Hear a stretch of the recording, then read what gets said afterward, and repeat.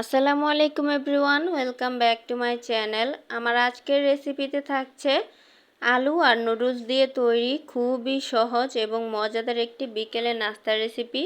হাতে যখন সময় কম থাকবে এই নাস্তাটি কিন্তু চটজলদি বানিয়ে নিতে পারবেন একদমই কম উপকরণে। আশা করছি আমার আজকের এই সহজ রেসিপিটি আপনাদের কাছে অনেক বেশি ভালো লাগবে। আর এই রেসিপিটি তৈরি করতে যেমন সহজ, খেতেও কিন্তু হয় দুর্দান্ত স্বাদের। তাহলে চলুন দেখে নিচ্ছি কীভাবে নাস্তাটি তৈরি করতে হয়। তো নাস্তাটি তৈরি করার জন্য এখানে আমি দুইটা বড় সাইজের আলু খোসা ছাড়িয়ে সেদ্ধ করে নিয়েছি। এখন একটা কাঁটা চামচ দিয়ে আলুগুলোকে ম্যাশ করে নিব। আলুগুলোকে একদম মিহি করে ম্যাশ করে নিতে হবে, আলুতে যেন কোনো রকমের লাম্পস না থাকে। তো আলুগুলো কিন্তু আমার ম্যাশ করা হয়ে গেছে। এর পর্যায়ে আমি এখানে অ্যাড করছি 2 টেবিল চামচ পেঁয়াজ কুচি, 1 টেবিল চামচ কাঁচামরিচ কুচি, আর দিয়ে দিচ্ছি 2 টেবিল চামচ ধনিয়া পাতা কুচি। এখন সব কিছু একটা কাঁটা চামচের সাহায্যে মিশিয়ে নিচ্ছি। আপনারা দেখে নিশ্চয়ই বুঝতে পারছেন কাজটি আমি কিভাবে করছি। তো এভাবে কিন্তু কাঁটা চামচ দিয়ে সব কিছু মিশিয়ে নিয়েছি। এই পর্যায়ে এখানে অ্যাড করছি হাফ চা চামচ ধনিয়া গুঁড়া। এরপর এখানে দিয়ে দিচ্ছি হাফ চা চামচ হলুদ গুঁড়া। তারপর দিয়ে দিচ্ছি এখানে হাফ চা চামচ মরিচ গুঁড়া। এরপর এখানে দিয়ে দিচ্ছি হাফ চা চামচ চাট মশলা। তারপর এখানে দিয়ে দিচ্ছি স্বাদ অনুযায়ী লবণ। এরপর এখানে দিয়ে দিচ্ছি হাফ কাপের মতো কর্নফ্লাওয়ার। কর্নফ্লাওয়ারটা দেওয়ার পর এখন আমি কাঁটা চামচ দিয়ে কর্নফ্লাওয়ার আর আলুগুলো একসঙ্গে মিশিয়ে নিব। আপনারা চাইলে এখানে কর্নফ্লাওয়ার পরিবর্তে চালের গুঁড়ি দিয়েও এই রেসিপিটা তৈরি করতে পারেন, তবে কর্নফ্লাওয়ার দিলে কিন্তু এই নাস্তাটি অনেক বেশি মুচমুচে হবে। এই পর্যায়ে আমি কাঁটা চামচটাকে উঠিয়ে নিচ্ছি। এখন আমি হাত দিয়ে ভালোভাবে সব কিছু একসঙ্গে মিশিয়ে নিব।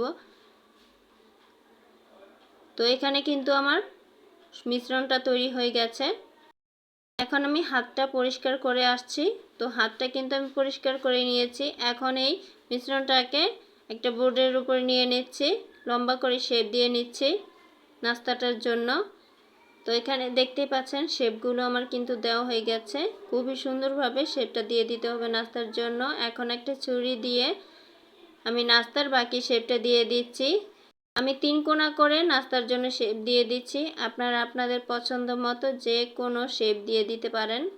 গোল করে তৈরি করতে পারেন, আবার লম্বা করেও কিন্তু এই নাস্তাটি তৈরি করা যাবে। তো এখানে দেখতে পাচ্ছেন নাস্তাগুলোর জন্য কিন্তু শেপ দেওয়া হয়ে গেছে, কেটে নিয়েছি এখন আমি। তো একটা আপনাদের দেখিয়ে দিচ্ছি, দেখতে পাচ্ছেন কত সুন্দরভাবে কেটে নিয়েছি। আর এদিকে আমি একটা নুডলসের প্যাকেট নিয়েছি, এটা মিস্টার নুডলসের একটা ছোট মিনি প্যাকেট। আপনারা চাইলে যে কোনো নুডলস দিয়ে কিন্তু এই রেসিপিটা তৈরি করে নিতে পারেন।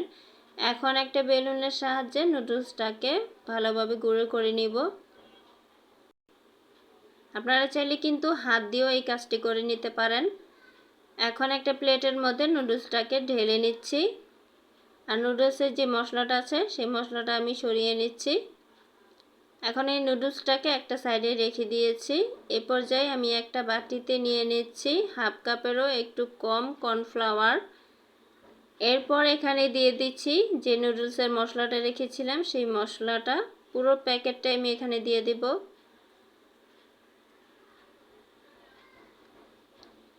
এখন এখানে ভালোভাবে চামচ দিয়ে মশলাগুলোকে কর্নফ্লাওয়ার সঙ্গে মিশিয়ে নিচ্ছি। এ পর্যায়ে এখানে দিয়ে দিচ্ছি অল্প একটু পানি দিয়ে খুবই সুন্দর একটা ব্যাটার তৈরি করে নিব। তো দেখতেই পাচ্ছেন এখানে কিন্তু ব্যাটারটা আমার তৈরি হয়ে গেছে। এখন আমি নাস্তাগুলো এখানে ব্যাটারের মধ্যে ডুবিয়ে নিব। দেখতেই পাচ্ছেন কাজটি আমি কিভাবে করছি, একদমই সহজ।